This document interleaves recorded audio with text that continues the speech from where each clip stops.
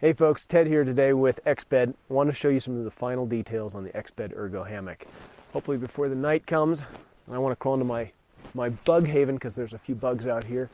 We'll give you a last impression as to what's going on with the Ergo hammock. We showed you the setup of the hammock and the fantastic huge fly we've got on right here, but I just want to kind of hit a few more details before I actually crawl in and show you the really special things about the Ergo.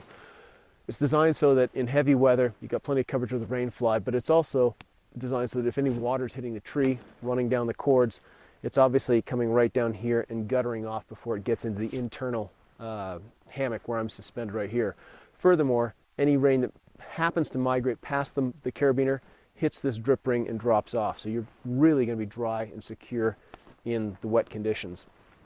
Now, what makes the Ergo a patented setup is the way that it actually suspends you. It hangs you flat. And it's designed much like a suspension bridge. And you'll see that really dramatic when I open this up and when I slide a mat in there so you can see what's going on. Now, one of the drawbacks of most hammocks is that when you get into it, you compress all your insulation of your sleeping bag down to the bottom. So a lot of people have workarounds like putting a mat on the inside.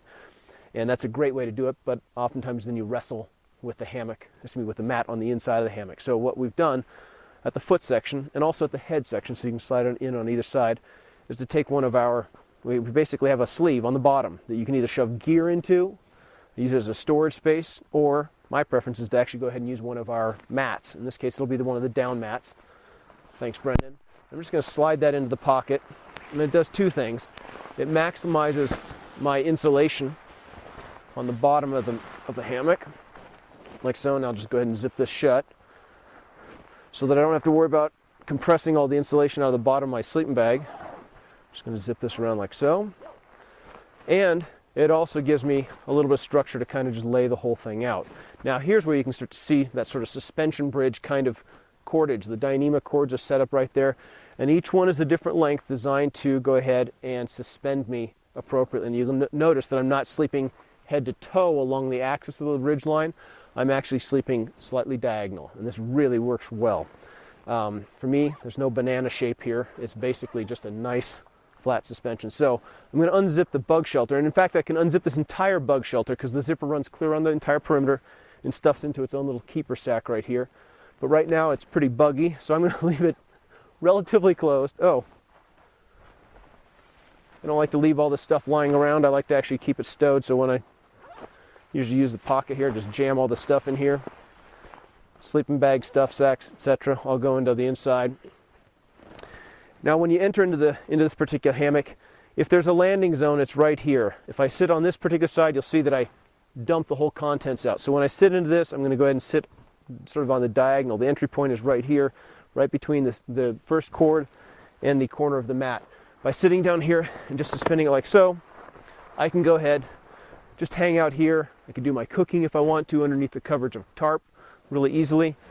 Grab my pack or underneath the stuff that I've got here, and in this case I'm going to use it to kick off my shoes, get off of the mesh, and snug right on in. Now when I'm laying in here, you can actually see that I'm laying down in nearly a flat position. I don't know how much you can actually see through here, but there's enough bugs on the outside that I'm keeping you on the outside and I'm snug and secure on the inside. I can lay totally flat this direction or nearly flat, totally insulated on the bottom.